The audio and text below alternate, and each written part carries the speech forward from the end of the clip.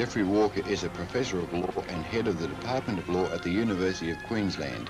He graduated in law from the University of Sydney in 1962 and was awarded his master's degree and doctorate by the University of Pennsylvania in 1963 and 66. He has taught at the University of Pennsylvania, the University of Sydney and the Australian National University, as well as the University of Queensland. Formerly, he practiced law at the bar and in industry between 1974 and 78, he was Assistant Commissioner with the Trade Practices Commission in Canberra. Professor Walker is the author of a pioneering work on trade practices law, the Australian Monopoly Law, Issues of Law, Fact and Policy, 1967. The author of some 50 articles in legal and economic journals and of a forthcoming book on the rule of law.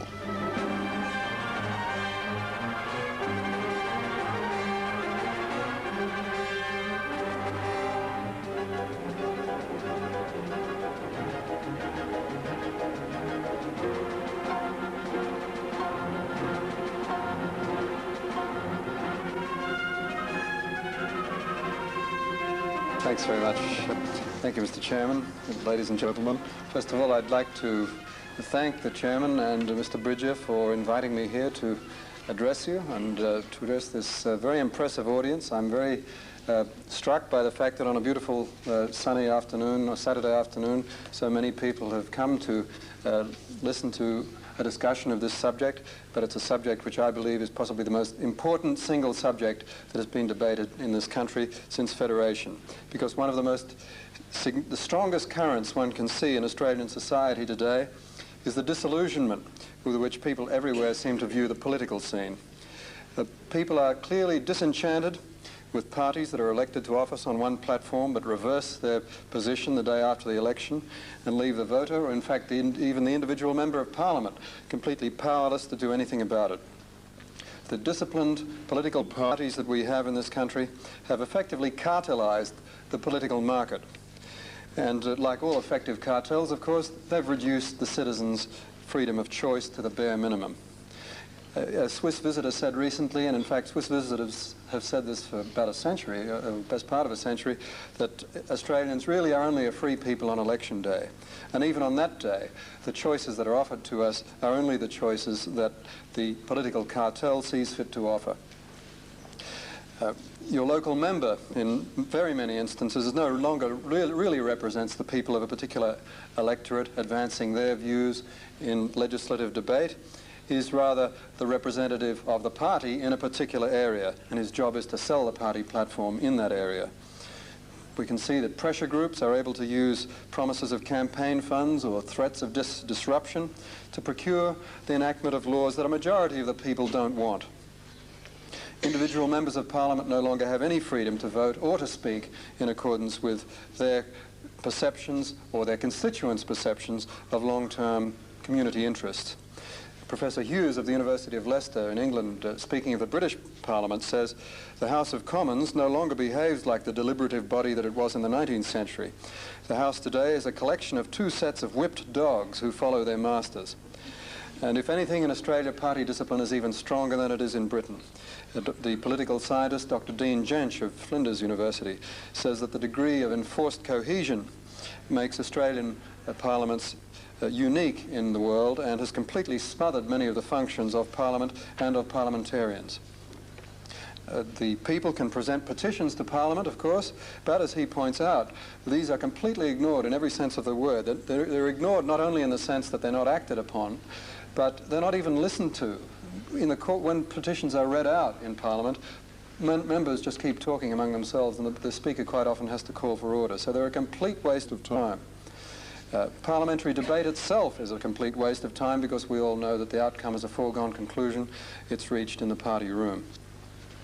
People have lost faith, I think, in the ability of existing institutions to reform the legal structures that have so helped Australia's relative decline over the last 20 years.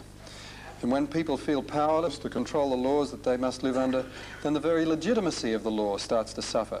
And legitimacy is very important in law because it plays the central part in the system of incentives and ideals that we call the rule of law.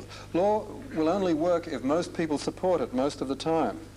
You can make, of course, you can make people obey the law out of fear, but to try and enforce even a majority of laws on a basis of fear would require a degree of coercion and a machinery of coercion that would be quite unacceptable in a free and democratic society.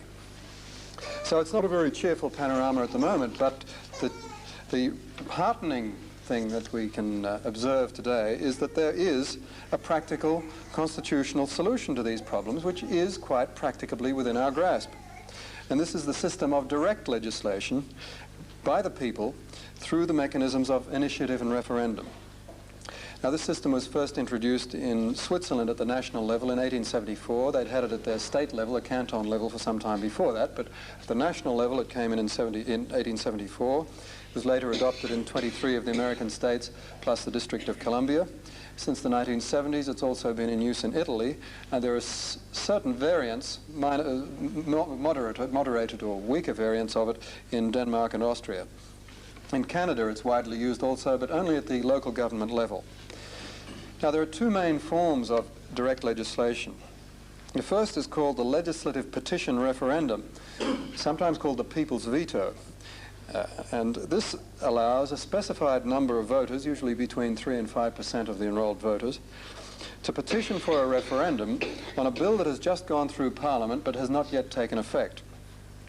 And if the petition is presented that has the signatures of the right number of voters, that is at least 3%, the voters can then force the government to hold a binding referendum on that piece of legislation, and it will not come into force unless and until the people approve of it at the referendum. And if they don't approve of it, it automatically lapses. So that's the petition referendum or people's veto. The other form is called the legislative initiative, and that permits, again, it's a rather similar system. It permits a certain proportion of the voters, usually a slightly larger proportion, usually between 5 and 8%, to compel, in a similar way, the holding of a binding referendum on a proposed law of their own choosing. They can put forward their own laws, draft their own laws that they think ought to be enacted, and have those put to a referendum. Or by these means you can also procure the repeal of a law that's been on the books for some time. Now, the names are a bit confusing because the petition referendum, the people's veto, obviously involves, in a general sense, an element of citizen initiative, because the citizens are initiating the process. On the other hand, the legislative initiative obviously involves the holding of a referendum. So the names are a little bit confusing, they're a bit ambiguous, but those are the basic lines. The referendum is for the people's veto, the petition referendum for the people's veto, and the initiative is basically for enacting new laws. There is a third mechanism called the recall, and that's a similar thing, but this time it's for removing public officials, whether elected or unelected. Now, this session is mainly talking about lawmaking, so I won't be saying much about the recall unless people want to ask questions about it afterwards. It's very interesting to notice that Queensland very nearly pioneered the initiative and referendum system for Australia in the early part of the century.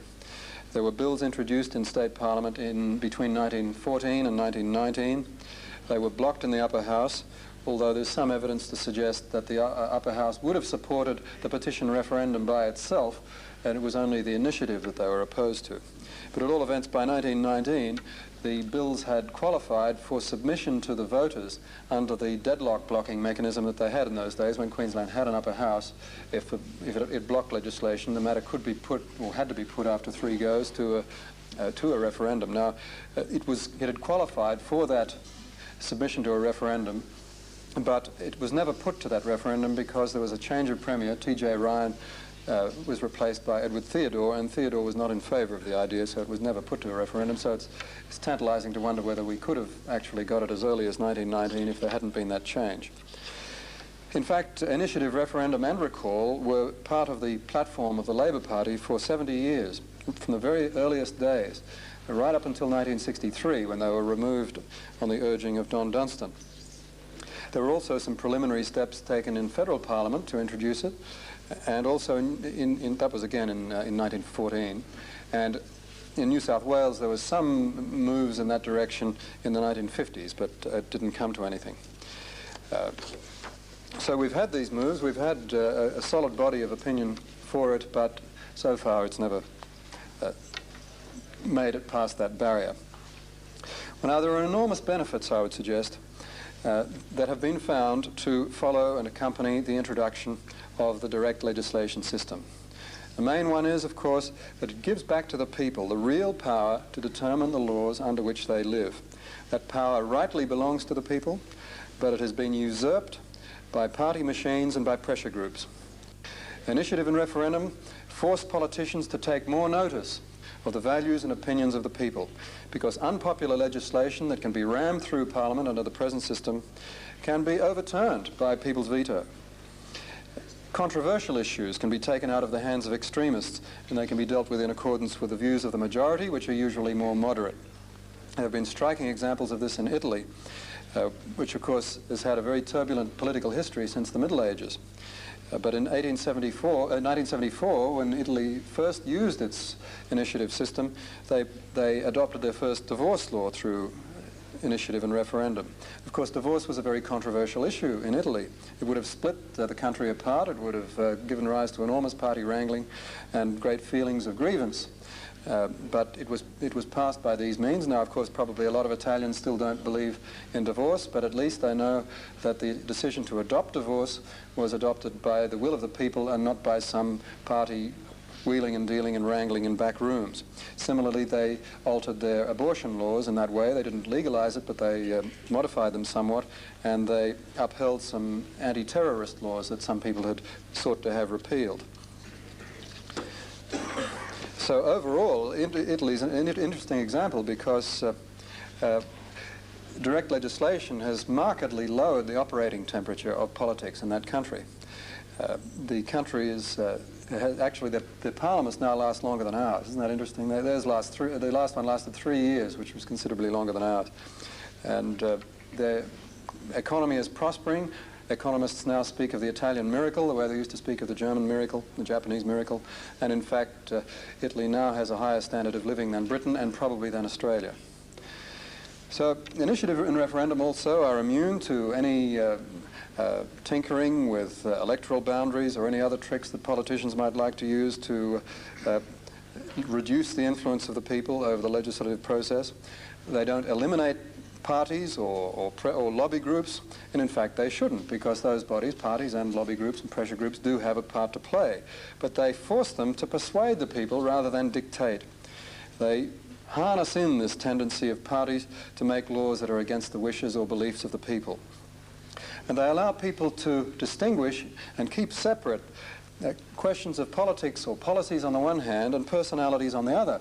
It means that, for example, if people generally agree with or support a particular party in government, they can leave it in government even though they strongly disagree with one of its policies, because they can vote for that party, vote for that government, but in the knowledge that they can later veto, rule out, knock out any adverse or unacceptable policies that that government might try to put through. Of course, that's an advantage from the politician's point of view too, because it means that they will not be turned out of office just because the voters disagree with one policy that they happen to be following.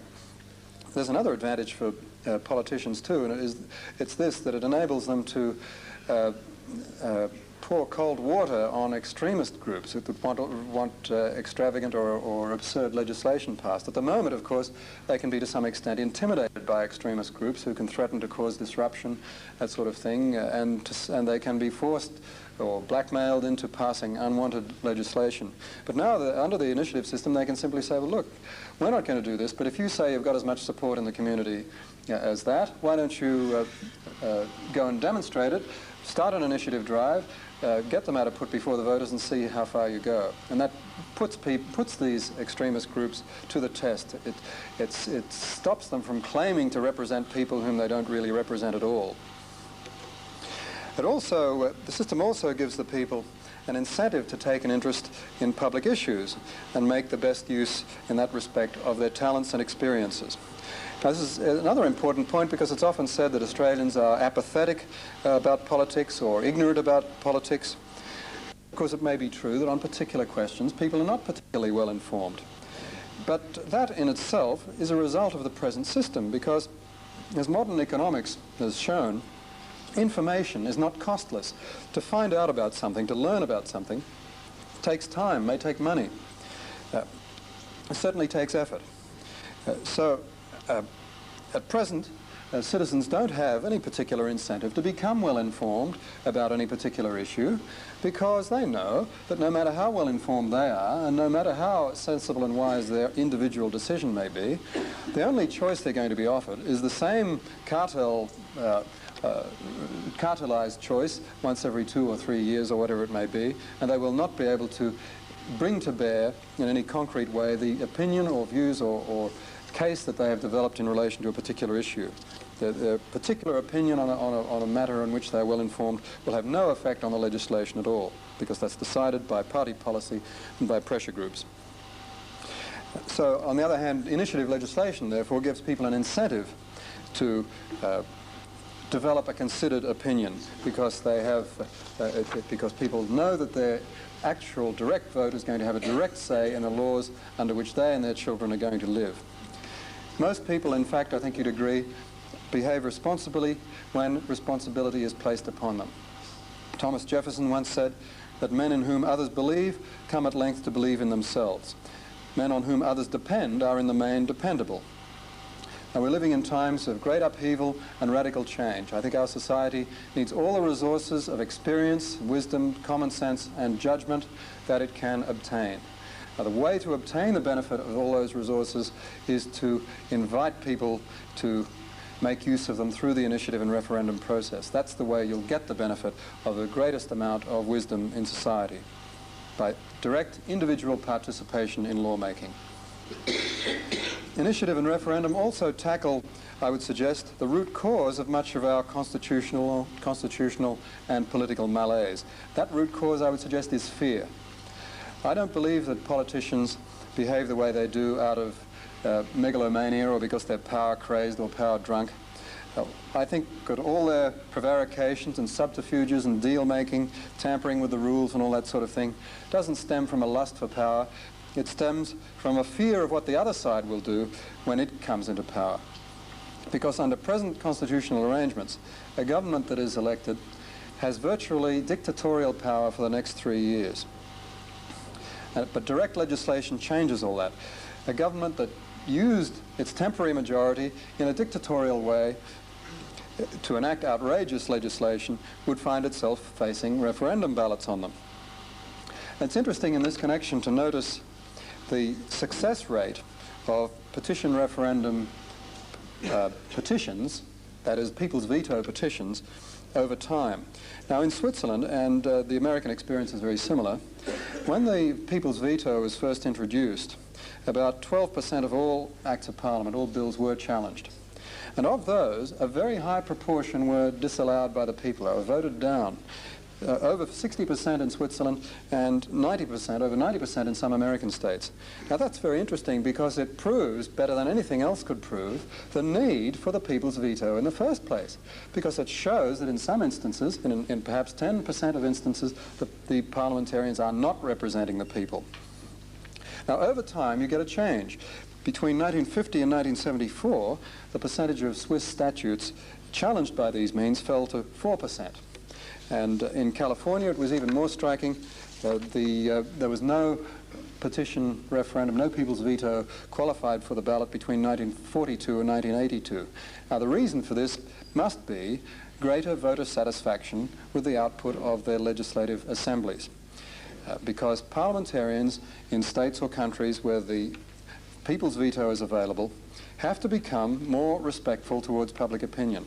They have to learn to give more thought, more care to legislative proposals, and to avoid ramming through any bill that is opposed by a substantial proportion of the population. In Switzerland, in fact, this has led effectively to a political revolution. It led to the formation of what is called consensus democracy, and this is consensus democracy in the real sense of the word, because the Swiss cabinet actually incorporates some members of the opposition. They do this because they find this as a practical way of ensuring that legislation does represent a consensus of the people so that it doesn't get overturned in petition referendums. Now, it hasn't had that effect in other states or countries, of this revolutionary effect, but that's mainly because it isn't used as much in other countries. But it's had very striking and very salutary effects in Switzerland and indeed everywhere. Well, now, of course, there are arguments raised against the direct legislation system.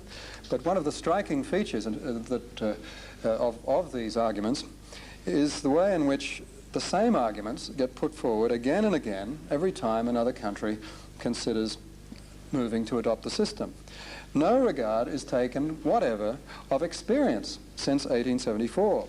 The points that are put up today by opponents of direct legislation are identical with those put up in Switzerland in the 1860s by opponents of the system there.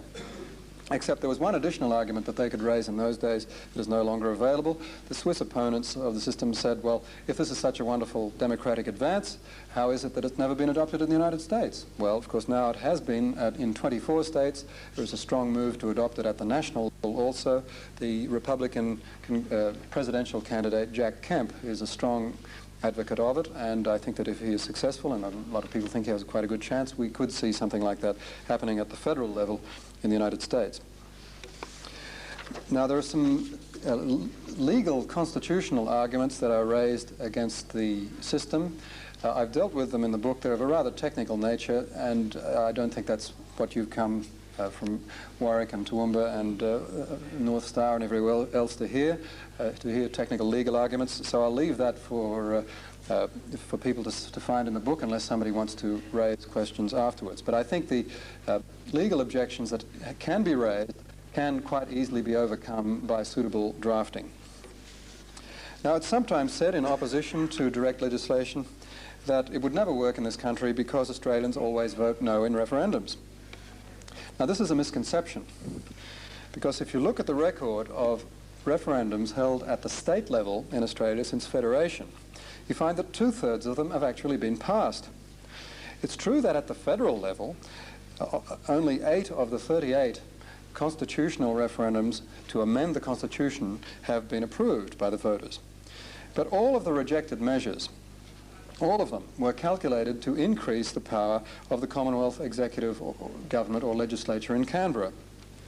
Now, one can agree or disagree with that point of view, but the point is, to say that people don't want to give more power to Canberra is not the same thing as saying that they always vote no in referendums. And in fact, the 1967 referendum amending the Constitution in relation to Aborigines was passed by a majority of 90.8%, which is one of the highest affirmative referendum votes ever recorded in a democracy. I say in a democracy because in totalitarian countries, of course, they can rig the result. In 1977, there were 4 federal constitutional amendment proposals put simultaneously to the voters, and 3 were carried by majorities of 3-1. And interestingly, the voters displayed no tendency to vote yes or no for the whole 4 one way or the other, but they showed a clear propensity to discriminate between the various measures. They approved some and disapproved others. Now, that's very striking because all the political parties had argued for a yes vote on all the measures. So it shows that people cannot be indoctrinated to vote en bloc the way all the governments or all the parties tell them to. People are not stupid. Now, there have been fears expressed at times that direct democracy, direct legislation, would install what's sometimes called a tyranny of the majority. Now, experience shows this to be completely unfounded. Leaving aside the question of direct legislation for a moment, I'd challenge anybody to think of a single historical example of a democracy operating under the majority rule system that could generally be characterized as a tyranny.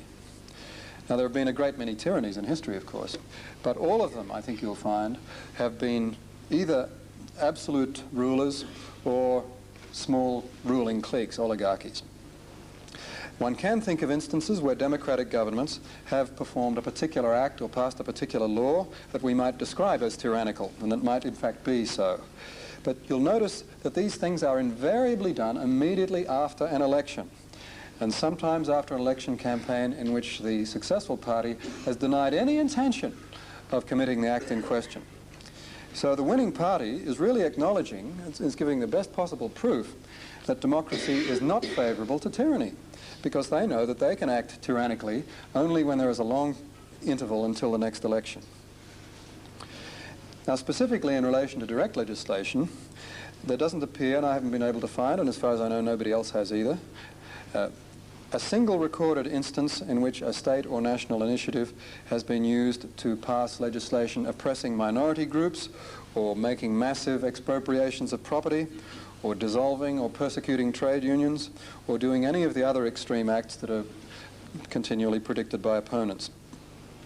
Nor is there any observable tendency for citizens to support measures that are in the nature of short-term benefits.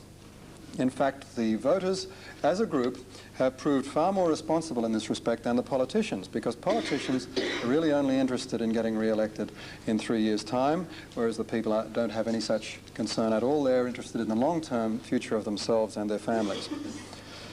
California's Proposition 13, a famous instance of direct legislation in 1978, slashed property taxes in that state by a half, a little more than half actually.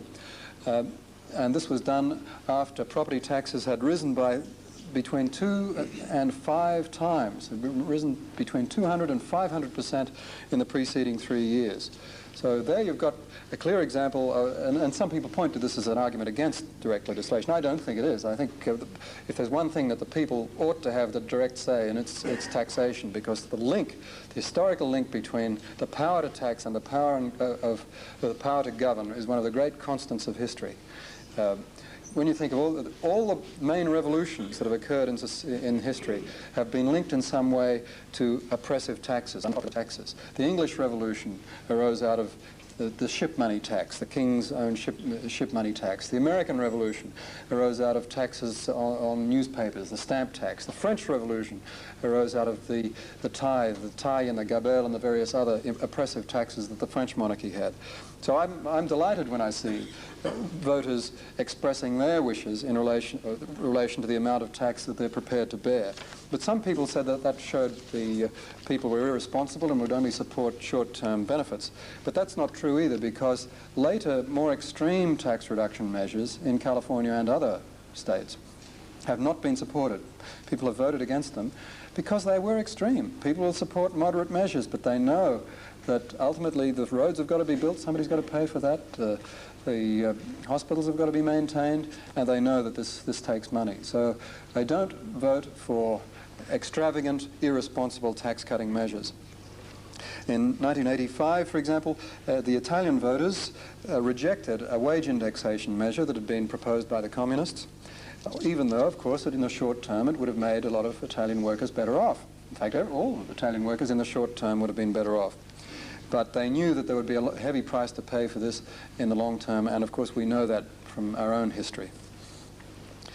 Studies of voting behavior in direct legislation ballots show that the people's values generally remain, in fact invariably, I wouldn't say generally, invariably remain middle of the road. They do not consistently favour the extreme left or the extreme right, or indeed the left or the right as such. They tend to be middle of the road.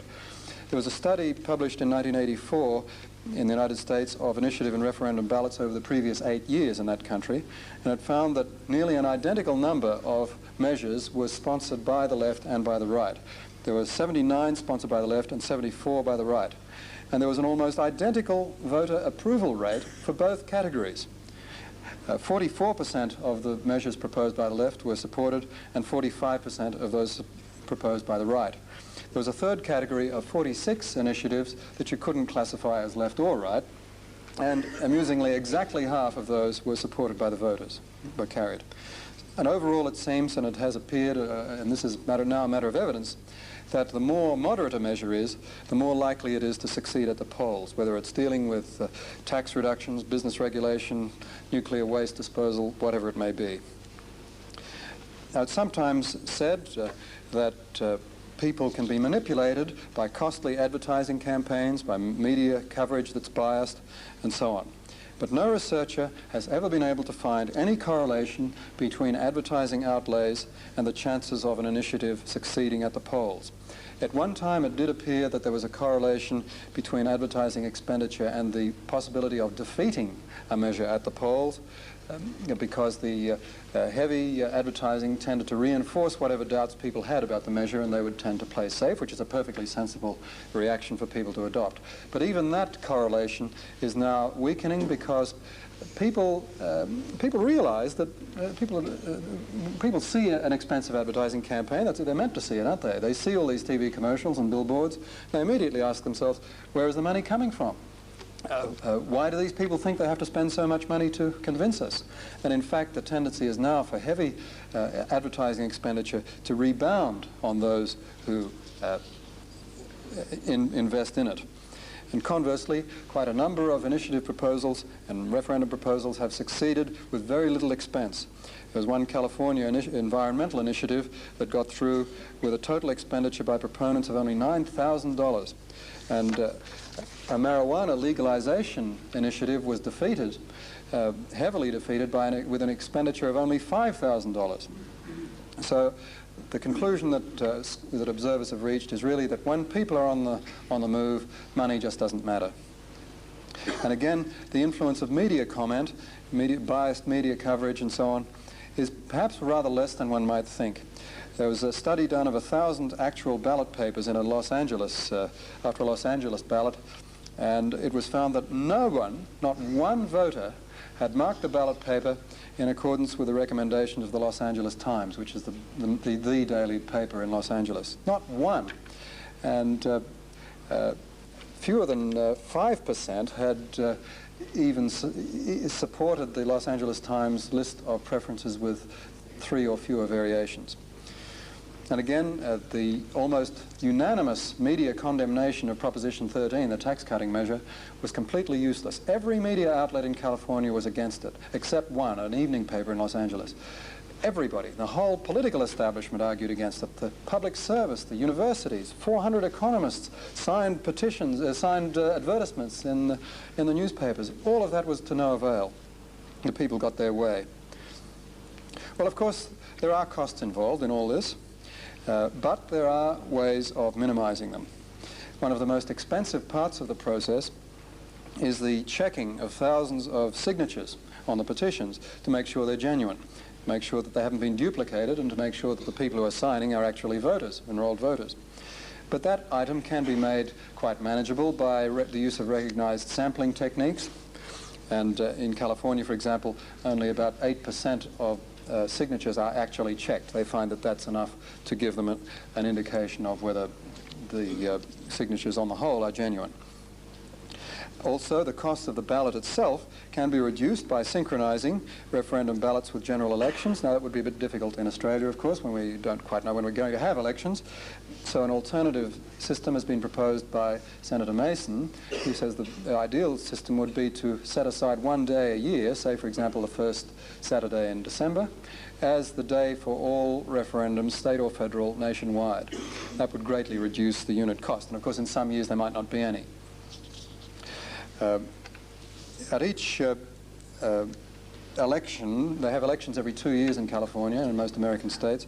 They find that they have an average of 2.7 citizen measures on the ballot paper. Now, that's important to note too, because one of the scare tactics used by opponents is to say, oh, we'd have ballots, referendums every week or every 2 weeks. There'd be hundreds of measures you'd have to vote on. People wouldn't take any interest. Well, that prediction is simply not supported by the experience. Of course, one will never completely eliminate the costs of running the direct legislation system, but that's true of any system of democracy. Any system of democracy always, in the short term, appears to be more expensive than a less democratic option.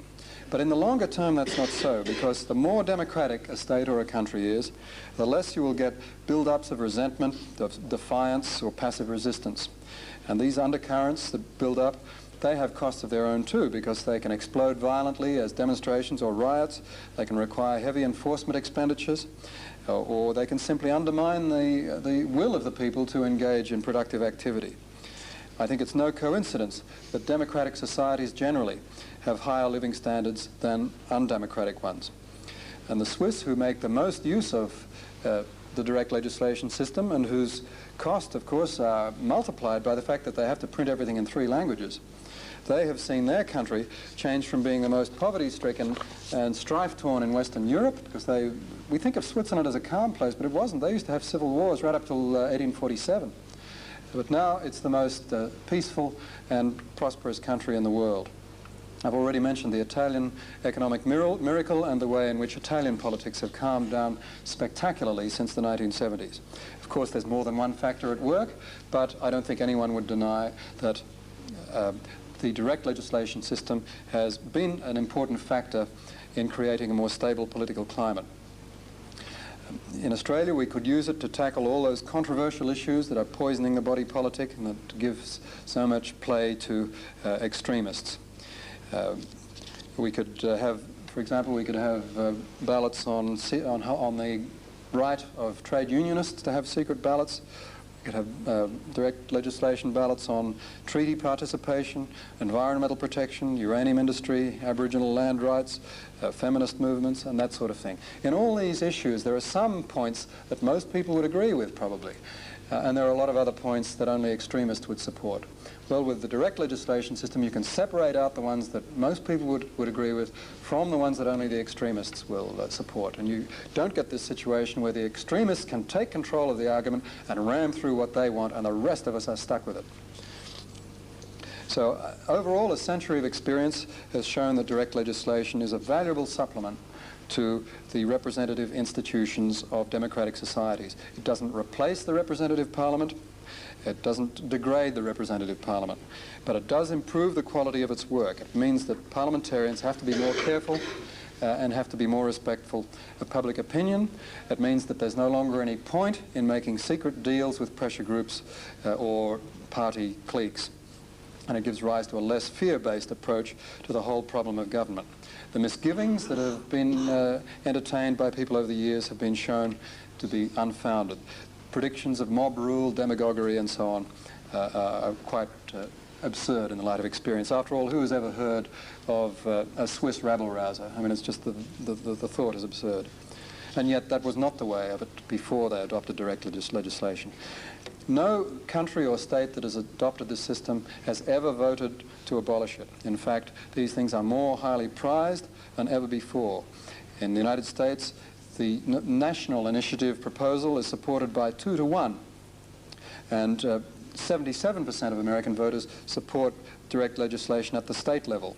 And the interesting thing is that the support for it is strongest in the states where it already exists. Now, this is very important because those are the people who would know whether it has the disadvantages that are predicted for it. If it really was possible to manipulate the people through media expenditure, or through advertising expenditure, or through biased media comment and the like, they are the people who would know. But in California, 85% of the people support the direct initiative system, the initiative and referendum system, and any attempts to tamper with it give rise to a tremendous political outcry. So really, it's no longer possible to make a case against the initiative and referendum at the state or national levels unless one is prepared to ignore all the experience of the last 110 years. Of course, there are people who are quite prepared to ignore that experience and who would like to disregard what has been found to be the result of direct legislation. Because, and the reason for this, and this highlights or the whole debate over direct legislation highlights the age-old division between those who trust the people and believe them capable of self-government and those who believe that people are stupid and have to be kept in order by an elite. Thomas Jefferson, again, if I may quote him again, said that in every country and in every age there are 2 natural parties, the aristocrats and the democrats, the party of the elite and the party of the people. Under whatever names they may go at a particular time and place, they always reveal themselves. And writing as he was in 1820, he said you can call them liberals and serviles, Jacobins and ultras, Whigs and Tories, Republicans and Federalists, but they are the same parties still and pursue the same object. The appellation of aristocrats and democrats is the true one, expressing the essence of all. Well, the prospects for introducing direct legislation in Australia are perhaps better than one might think. Australia has one of the world's strongest democratic traditions. In colonial times, universal manhood suffrage took root here earlier than in most other countries, well ahead of Great Britain and the United States for that matter. The vote for women was, we were very early in the field for that. We were not the first. The state of Wyoming was first, followed by New Zealand, but we were very well up in the field. The secret ballot was, in fact, one of our inventions and is so closely identified with Australia that even today, Americans still call it the Australian ballot. Australia pioneered the use of the referendum or special elections to resolve deadlocks between the two houses. That was not a system that exists in other countries, or certainly did not until we initiated it. Our federal constitution, when it was adopted, was hailed as one of the most democratic in the world. In its origination, you see, it was adopted by a referendum, whereas most constitutions up till then had been either rammed through by the Parliament or had been adopted by constitutional conventions, which again represented only a small percentage of the population. So we were regarded as pioneers, who were also not simply in the method of adoption of the Constitution, but in the method of amendment through referendum. And in that, incidentally, we did borrow from the Swiss in that respect. The Section 128 that requires a referendum for amending the Constitution was directly copied from Switzerland. There was a Swiss family living in Australia at that time, the Tardents, in fact they still live here I believe, who conveyed to the Constitutional Convention the workings, the essential workings of the Swiss system, and that's how we got it. And at that time, at the turn of the century, we were in fact regarded in the textbooks throughout the world as second only to Switzerland in the way in which we had pioneered advances in democratic practice. Well, before World War I, it looked as if we were going to pioneer, well, not exactly pioneer, but adopt yet another advance, namely direct legislation. But that early move was, of course, abortive. But now there are strong signs of renewal of interest in the system. The Constitutional Commission, set up by the present government, received more submissions advocating this institution than on any other subject. Now, this embarrassed them a bit because they really didn't want to know about it. I know that because I put in the first submission, and it took them 2 months to even acknowledge receipt of it. And after I phoned them several times, so, and they just didn't want to know about this. So, but they have made a recommendation to this is a subcommittee. They've made a recommendation to the full commission that the citizen initiative should be adopted as a means of amending the Commonwealth Constitution. In other words, citizens would, 500,000 citizens could petition for a referendum to amend the Constitution. Now, 500,000 is a bit too much, actually. If we were going to adopt something along the lines of most other countries that use this, we'd be really looking at 300,000 nationwide. Much smaller, of course, if we had it at the state level. But still, they were prepared to recommend the adoption of the initiative as a constitution amending device, but they didn't want to go all the way and recommend it for legislation. But I suppose they felt they couldn't completely ignore it. They had to adopt the least useful form of it and with the most disabling signature requirements that they could possibly get away with. Still, there are other forces operating. The Democrats have introduced bills in Parliament since 1979 in the Senate to adopt this. There have been bills introduced in Western Australia in the upper house. The National Party in Queensland spoke in favour of it at the 1985 Constitutional Convention in Brisbane. The Liberals actually adopted it as part of their platform for the last elections. I had some discussions with John Spender about this, and it was slipped in a week or so ago after the campaign began, but of course it was a bit too late by then to have any influence on the debate, because a great many of the members of the Liberal Party weren't fully familiar with the arguments. But still, as the chairman has said, this is very significant, because if the government wants to put to a referendum any of the other proposed amendments put forward by the Constitutional Commission, the Senate has a perfect argument for saying, all right, we'll vote to put those to a referendum, but only if you vote to put the people's veto to a referendum as a constitutional amendment. And then won't it be interesting to see the politicians squirm when they try to say why they don't want the people to have a say in the making of their own laws. Because this will be a very interesting litmus test of our politicians. It invariably separates the true Democrats, the ones who really believe in popular rule, from the opportunists who preach democracy when it suits them and denigrate it when it doesn't suit them. Well, constitutional democracy, I would argue, is more than just a means to an end. It's an end in itself. It's an abiding and enduring principle of human evolution. There's a great deal of evidence to support the truth that was initially seen intuitively by philosophers a couple of hundred years ago and since, such as Rousseau and Mill, Kant and others, who saw that the chance to play a significant part in directing one's own life and in forming the circumstances and the laws under which one lives is just as much a creative activity as the work of the artist or of the musician. In fact, it's probably the only way that most of us are ever going to be able to live creatively. But people who do live creatively in that way will become more and more expert at meeting the challenges and the problems with which life will present them. So the establishment of direct democracy, direct legislation, it's an opportunity to revitalize the whole idea of democracy in the minds of ordinary people, to make them more capable and more expert at self-government. In very few countries has the democratic spirit flowed as strongly as it has in Australia. But the events and the ideologies of this century have piled so much debris and rubble into the well that not only has the stream ceased to play, but we've almost forgotten where it's located. Our task, I think, is to make that spring break forth again. The sand and the rubble have to be dug away to release the living water beneath. Australia can, and I think should, regain the role that it seemed destined to play 60 years ago in unfolding the democratic ideal and in pragmatically and unromantically enhancing the development and creativeness of the individual human being.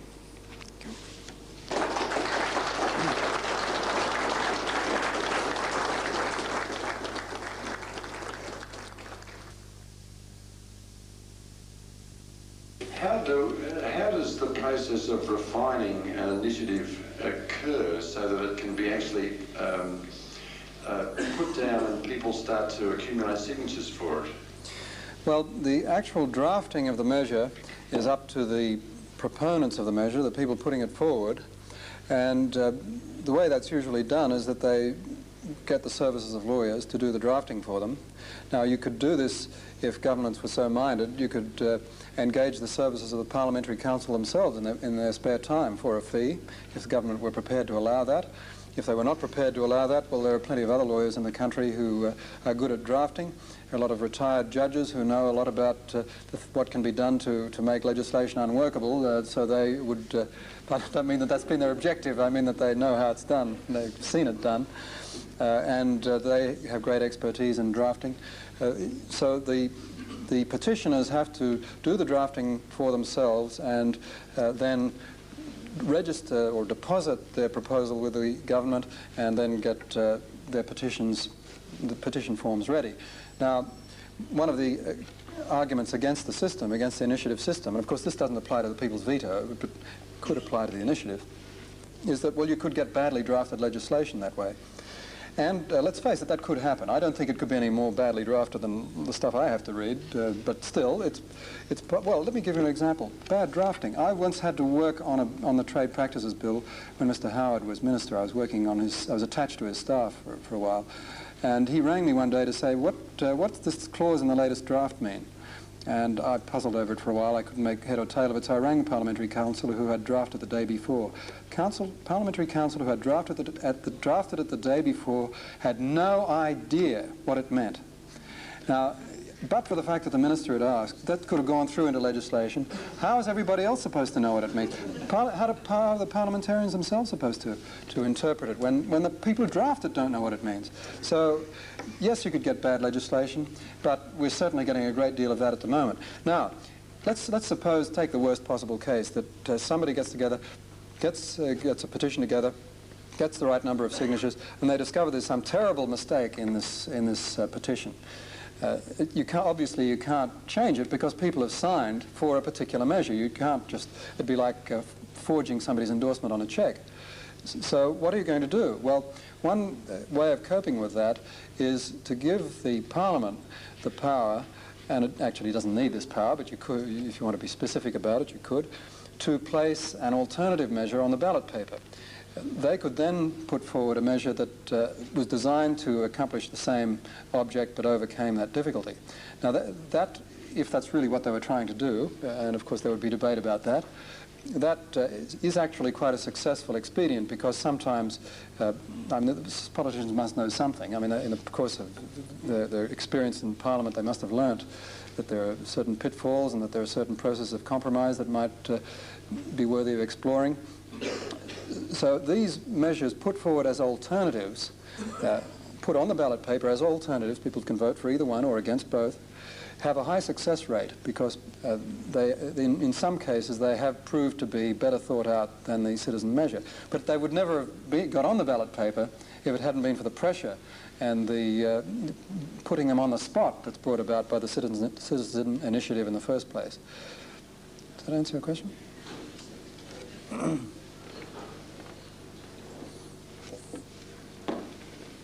Professor Walker, can you hear me? Yeah. Don Rowling from Inverell. Just an observation before I ask a question. You did say that with the Constitutional Commission, they didn't give you any reference to putting a submission in. Well, two of us at Inverell put a submission in, and there was no record whatsoever of it going in. Now the question is, according to local government, is there anything to stop local government councillors from initiating a referendum on their own behalf? Is anything in the law against it? No, they could do that, but it wouldn't be binding. They could hold a referendum on any question they liked under present arrangements, but the result would not be binding. They could follow it if they wanted to, but they could disregard it if they wanted to. You'd have to amend, if you wanted to make the result binding, you'd have to amend the Local Government Act.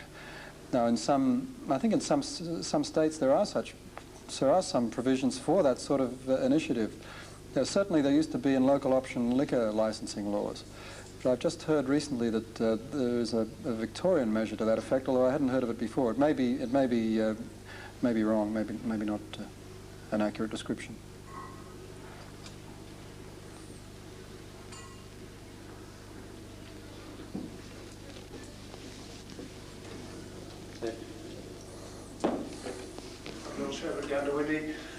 Professor Walker, mindful of the diminishing number of media spread of the ownership in this country and the enormous cost of funding, say, one of these referendums started by an individual, what is the experience overseas with the desirable initiatives being wiped out from lack of funding? I mean, does this all have to be borne by the initiators of such a referendum? Yes, the costs have to be borne by the proponents, but if it's really a popular issue, that doesn't matter very much, because they can make use of volunteer labour to collect signatures and so on. And incidentally, this is one way in which women have come to enjoy a much more direct say in politics, because one of the best places for collecting signatures for petitions is outside supermarkets. And women do most of the shopping, and so that they are in a position not only to collect signatures and therefore prepare an initiative ballot or a referendum ballot and get one up and running, but they also have more say in whether there's one going to be held, a referendum going to be held. So volunteer labour is quite satisfactory, and in fact measures supported by organised bodies of volunteers, I mean even organised just for that purpose, have a very high success rate, more so than the ones that are backed by big money, because there's more enthusiasm behind it.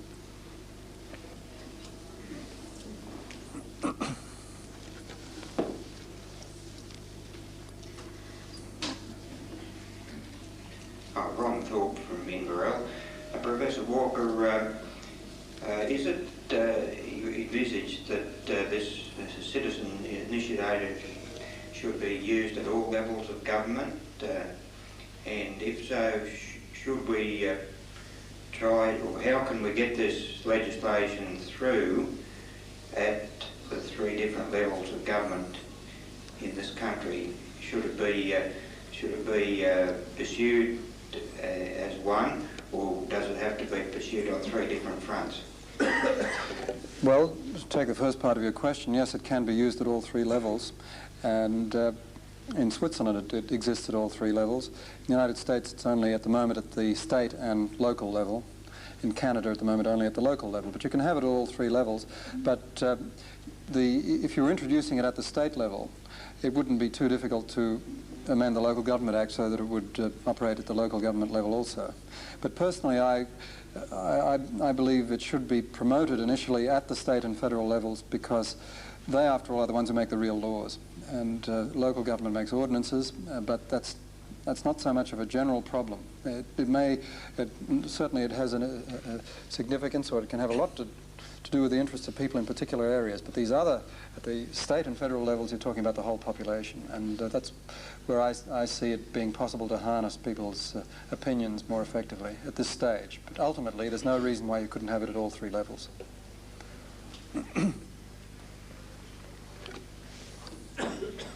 Lloyd V, the Lung Group. Professor Walker, can it be used to get rid of a Prime Minister? Because the recall is the system you're talking about there. Well, it could actually, because the recall can be structured to as a means of removing either elected officials or unelected officials, or both. And of course, a Prime Minister is not exactly an elected official. He's only elected by the people of that particular electorate. He's not elected as Prime Minister. We talk about the elected government, but it's only indirectly elected. We elect representatives to Parliament who then become an electoral college. But you could structure it so that any appointed, or so let's say it's just appointed public officials, could be removed by those means. And you could, by those means, if say you liked a particular government but you didn't like the Premier or PM, you could move for his recall and keep that government in power without throwing everybody else out. I mean, if you like the government as a whole, you're not interested in throwing the whole government out, you're just interested in removing a particular person. So yes, it could be done that way.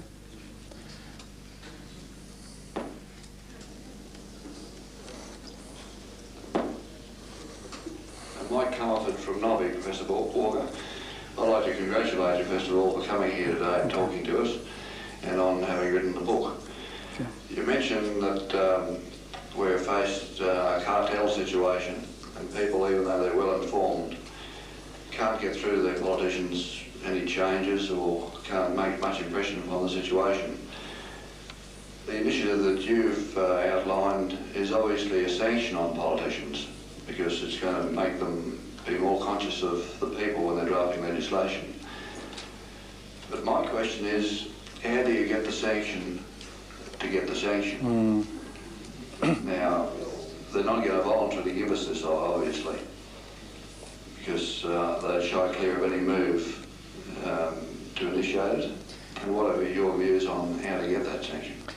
Obviously, it has to be got through the politicians in the first instance, but there are advantages for them that I've mentioned. That it means that they don't have to be turfed out of office by the voters just because the voters disapprove of one measure, and it also gives them this safety valve whereby they can say to extremist groups, well, if you say you have all this public pressure, go and prove it, go and set up an initiative drive. So those are fairly significant arguments that would make life more comfortable for politicians, and I think that they would carry some weight with them. But sure, apart from that, I think the only way to get it through is to get opposition parties, or parties that think they may be in opposition in the near future, to adopt it. But this isn't impossible. After all, that book only came out in April, and by early June, the Liberals had adopted it as policy. So I don't think it's impossible at all.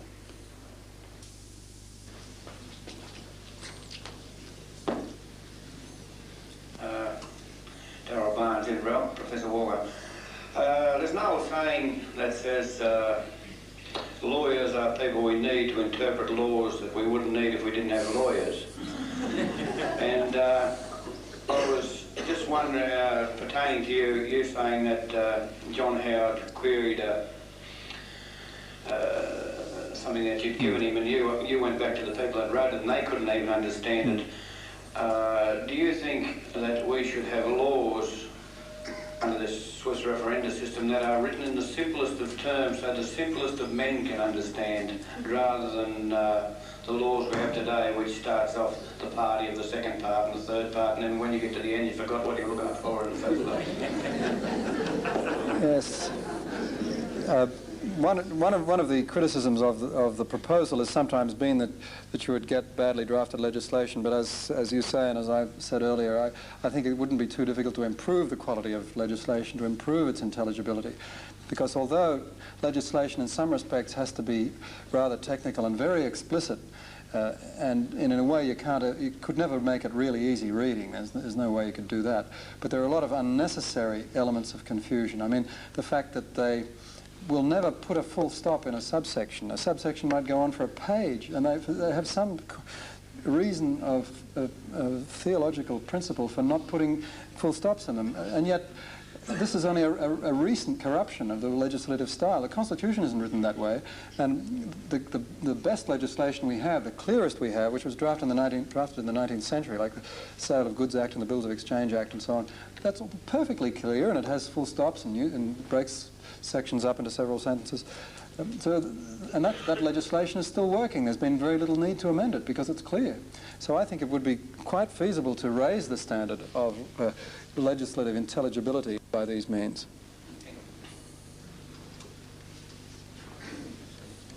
One over there. Professor Walker, question to you, Janelle Webster Torwood.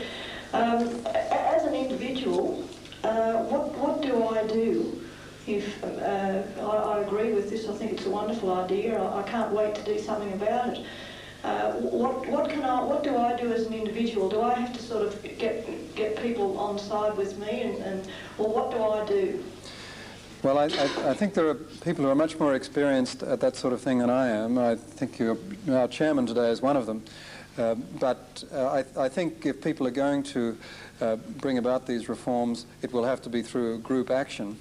But even short of that, even if it's not convenient to join a group, or you don't like the groups that are available, or whatever it might be, I think that after a time politicians cannot ignore just ordinary letters from voters for terribly long. If they get a stream of them, they start to get worried. And so I encourage people to just write letters, to form and join organizations. I encourage people to write to the Constitutional Commission, because every letter they received had to be numbered, counted and numbered as a submission. Even one letter, even a two-line letter had to count as a submission, and that made it harder and harder for them to ignore it. And that's why we ultimately did get a partial adoption of this system in their recommendations, even though initially they just didn't want to have anything to do with it. So those are my suggestions, but I think there are better people to ask about that.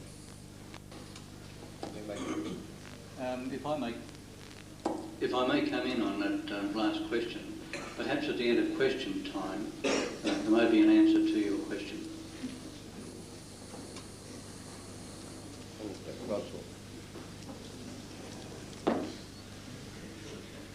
Professor Walker, did I understand you to say that the Liberal Party has already adopted the recommendations in the book? And if this is the case, it seems strange that we haven't heard anything about it from the Liberal Party, particularly in the lead up to the last federal election. Yes, well, it's a bit late, really.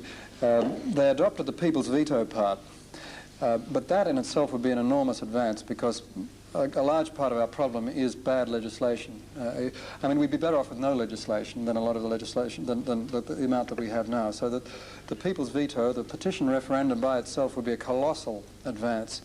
And that's what they adopted. It was in the platform on constitutional and legal affairs. It was stated very briefly, and it got very little press coverage. I had to hunt around for it, even though I knew it was there. It was 2 or 3 lines in the Australian somewhere. So no, it didn't get a great deal of publicity. Oh, that's right, the Australian did run an editorial on it, and they said that it showed that the Liberals were taking the initiative in taking the aggressive, the offensive in constitutional and legal reform. But that's all I saw. That's all there was. But it's still there. Professor Walker, Bevan O'Regan, Narrabri. Before the 11th of July, I talked about this referendum initiation with the people from Walter, Armidale, and they said that it was discussed pretty well in the National Party, but because it was of the Westminster system and because it contravened the Westminster system, this was a no-no. Is that a 30 or not? Oh, it's a furphy, yes, because it doesn't exist in Westminster, of course, but there are a lot of people who, including leading constitutional authorities, who did advocate it in Britain around about the time we nearly adopted it, as a matter of fact. A.V. Dicey, who was a professor at Oxford, who was who was probably the main British constitutional authority for that whole century, between 1885 and now. I mean, obviously he died a long time ago, but his ideas were regarded as very authoritative until very recently, until they started to be challenged. He was for it, specifically the Swiss type. Viscount Bryce, who was another of the leading constitutional authorities, was for it. Stanley Baldwin was for it. Bonar Law. A lot of British, I know they were politicians rather than constitutionalists, but a great many British legal and political figures have been in favour of it. There's no, it's true that it doesn't exist at Westminster, but that doesn't mean it's inconsistent with the Westminster system. After all, that would mean that that our system of having a referendum to amend the federal constitution would be inadmissible. That doesn't exist in Westminster. They don't even have a written constitution in Westminster. Lloyd Fleming Lunga again. Professor Walker, do you believe that the Swiss referendum system would be a safeguard for a country against international bankers and other foreign powers? Well, only in the sense that you'd probably get a much more responsible economic climate whereby we didn't get into the hands of the international bankers. We didn't get into receivership with the International Monetary Fund and that sort of thing.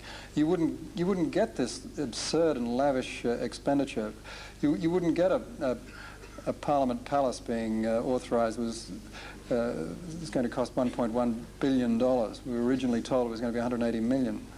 So you would get more direct citizen control over expenditure, and we're the ones who pay the bills. We're the ones whose money is being depreciated by inflation and by these techniques of using the printing press that politicians use. So the more power that people have over the political system, the less danger there is of these international collapses.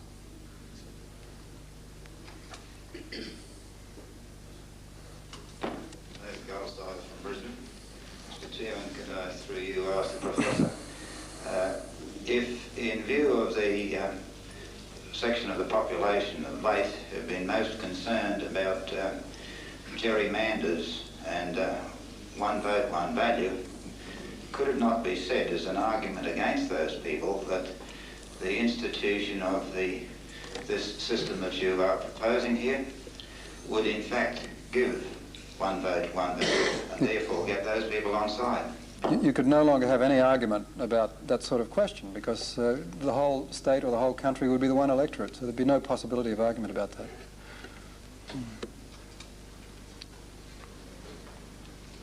Any more questions? Oh, great. Bruce McCollum, Gundawindi. Would you like to elaborate further on your lack of faith in the High Court? And also relate this to the recall provision? Well, actually, in the book, I do say that the pattern of decisions in the High Court is an argument for the system of recall. Judges, of course, are appointed by the executive government, and I have personally no real quarrel with that. I mean, you could have a system of an elected judiciary, as they have in a lot of American states, but it doesn't really seem to have great advantages because it means that a lot of people who would make very good judges just don't enter the field at all because they're not suited for campaigning or they don't like political campaigning. So let's say we stick with the system of appointed judges. But once they're appointed, you know, the power they have in a federal system such as ours with a written constitution is enormous. And if they are going to persistently ignore the wishes of the people, as they are doing, because people have repeatedly said they don't want to give more power to Canberra, repeatedly since Federation, and yet every decision of the High Court on constitutional powers as between the Commonwealth and the states favours the Commonwealth as against the states. It's going to get worse now that they're based in Canberra. They'll come under social and peer group pressure from the bureaucracy, from the parliamentary press gallery, from the legislators, the parliamentarians themselves, and from the sort of general intellectual courtier class that hangs around Parliament. So it will get much worse. I don't think any state has any hope of winning a constitutional challenge against the Commonwealth, at least till the turn of the century. And so, you know, why shouldn't we have a remedy? I mean, we're paying these people, we're paying them to interpret our constitution that we adopted. If they're not doing it, we should have a remedy. Now, of course, there is a system for removal of judges in the Constitution, but it's for misconduct. Now, that really envisages something in the nature of corruption or bribery or drunkenness or whatever it may be. Now, you can argue, of course, that what I'm talking about is corruption because it's the use of a power for a purpose for which it was not granted. But still, let's say that the constitutional provisions for removal are for corruption. So that doesn't extend to a persistent favouring of one argument over another. So at the moment we have no remedy against judges who persistently and without legal foundation. Of course, if the Constitution compelled them, if the Constitution actually required them to decide this way, well, we just have to accept that. But it doesn't. In some cases it does, but in many cases it simply doesn't. It was never meant to bear the interpretations that it's being given. So if they keep doing that, why shouldn't we have a remedy? I don't believe anybody is too grand or too exalted to, if they're taking the taxpayers' money, to be subject to removal by the taxpayer. And I would include the governors and Governor-General in that. I don't see why they should be immune. We're paying them too.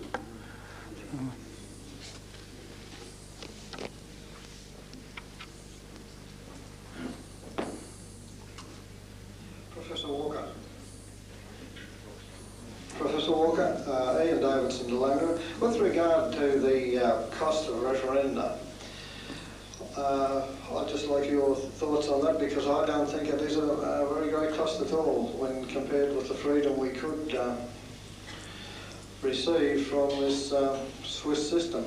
But also, looking to the future, some say there would be a possibility of having the referendum results through a computerised system, which would possibly cut costs further. Your thoughts, please? Well, yes, that, in fact, when you say that, I just wonder whether ultimately it might not be possible to collect signatures by computer, by the, you know, the direct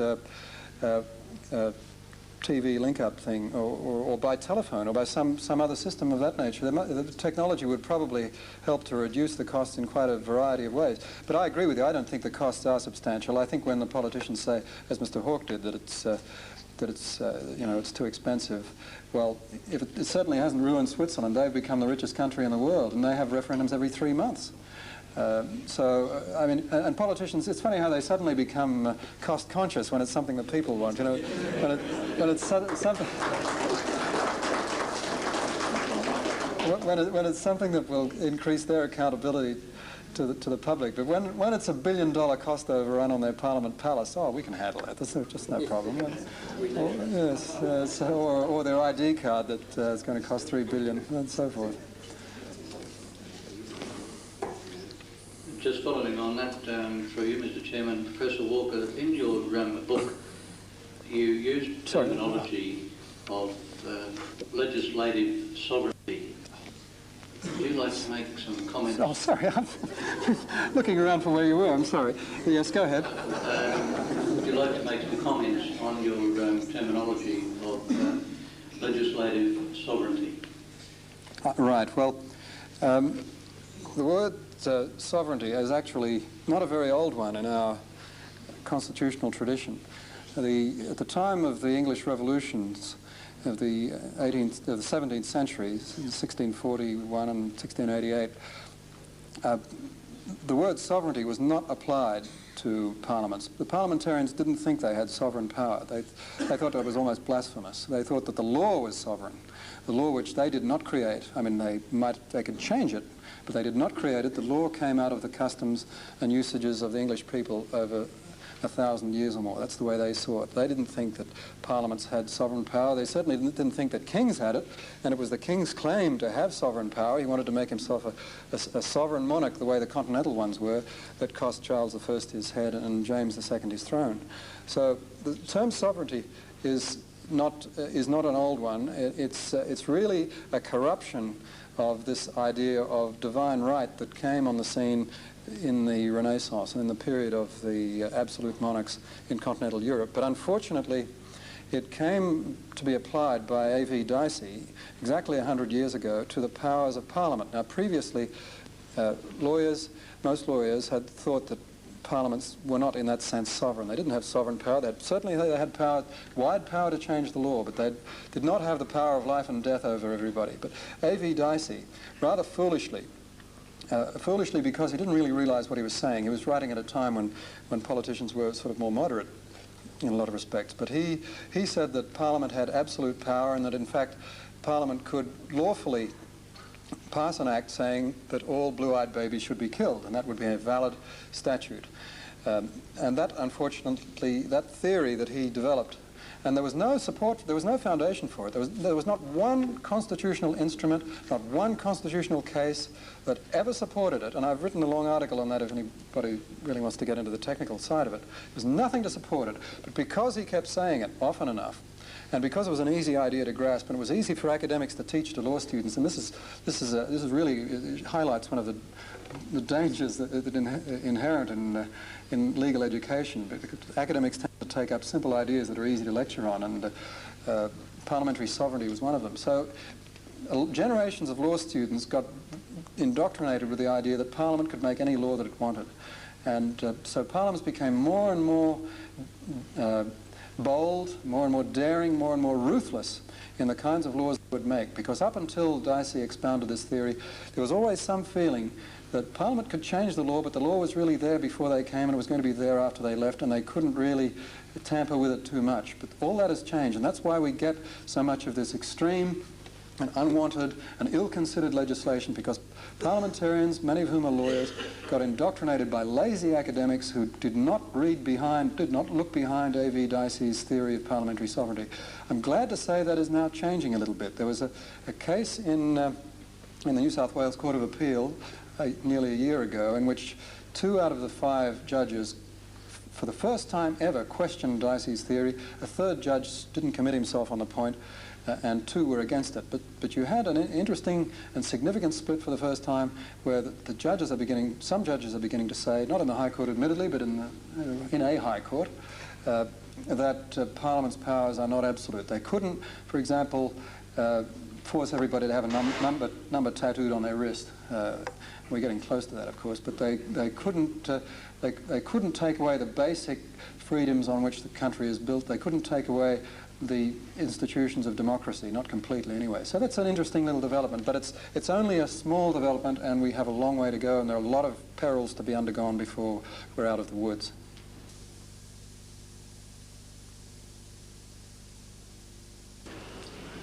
So I'm going to take the liberty of moving a motion right from the chair, and that is that these people here present at the inaugural forum of the National Recovery Council held at the Memorial Services Club, Gundawinty, Queensland on the 8th of August 1987 support in principle the introduction of a citizens' initiative and referendum as discussed here today. I'm not going to speak for it. Have we got anyone who's prepared to speak against it?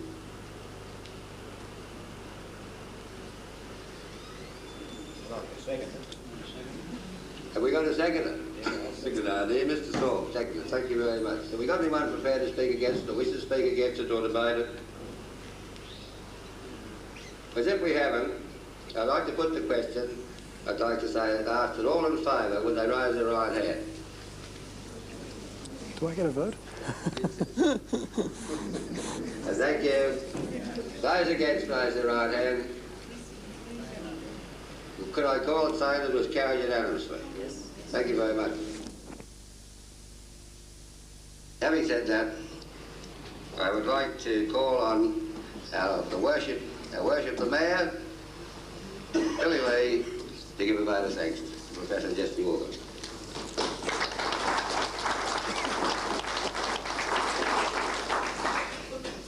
Mr. Chairman, ladies and gentlemen, and Professor Walker, I think that the carrying of that motion unanimously would demonstrate to you that many people here share the same concerns that you obviously do about the direction this country is taking in certain matters. I feel that our liberties are being eroded, And I think that what this system that you've suggested, which I know has worked in Switzerland for quite some time, it's an interesting concept. We don't know the fine details, and we haven't had it. We don't know the fine tuning, but I certainly commend you for bringing it to our notice and speaking on it. I think that politicians generally are queer cattle. Really, you know, I might be a politician myself, but I've got to meet my constituents every day, eye to eye, and everywhere I go in this town I'm known and I can't escape. And so I have to. I can't do anything that these other fellows can get away with. Say one thing and do another. I'd be crucified. So, if we could only have something like this to bring our parliamentarians to heel, more or less, I think the country would be very much better off. And because you've come here and given us the benefit of your great knowledge, being head of a law department itself would indicate the capacity of their learned professor. Making your time available, we're very, very indebted, and I thank you very sincerely. And I hope I'll ask the assembled people here to carry this vote of thanks with acclamation.